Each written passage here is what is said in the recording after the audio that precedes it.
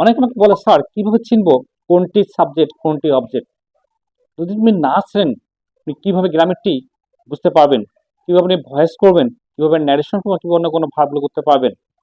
It's impossible without understanding what is subject or what is object.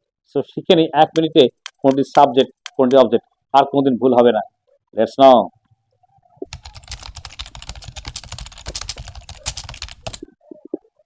বাক্য লিখলাম, দেখুন, he gave me a gift.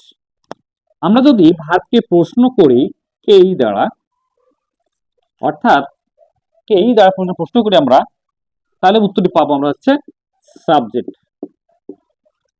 যদি ভার্বকে প্রশ্ন করা হয় কি অথবা কাকে দ্বারা, উত্তরটি হবে আমাদের অবজেক্ট, অর্থাৎ হু এবং হুইচ অর হোম। অর্থাৎ প্রশ্ন করা হয় হু দ্বারা, আই মিন কেই দ্বারা, দেন উত্তরটি হবে সাবজেক্ট। কি, হুইচ অর কাকে, হোম উত্তরটি হবে অবজেক্ট। Very simple. দেখুন প্রশ্ন করবো এখানে গেভ মানে কি দেওয়া, রাইট?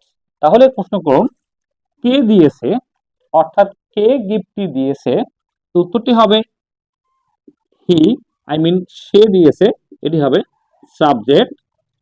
যদি প্রশ্ন করি আমরা কাকে দিয়েছে, এখানে খেয়াল করুন আমাকে দিয়েছে মি, আই মিন হোম, উত্তরটি হচ্ছে অবজেক্ট।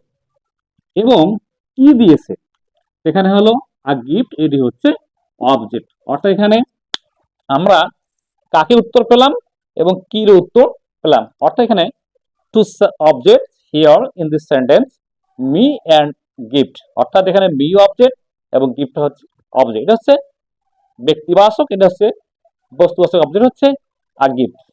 ক্লিয়ার? এখন খেয়াল করুন তাহলে, give me a gift, he subject, me হচ্ছে অবজেক্ট, আর গিফট হচ্ছে অবজেক্ট। অর্থাৎ কে প্রশ্ন করলে সাবজেক্ট, কি প্রশ্ন করলে অবজেক্ট, এবং কাকে প্রশ্ন করলে object. So no more confusion about how to identify subject and object. So follow from more video and stay with me, and please don't forget to share the video. Thank you.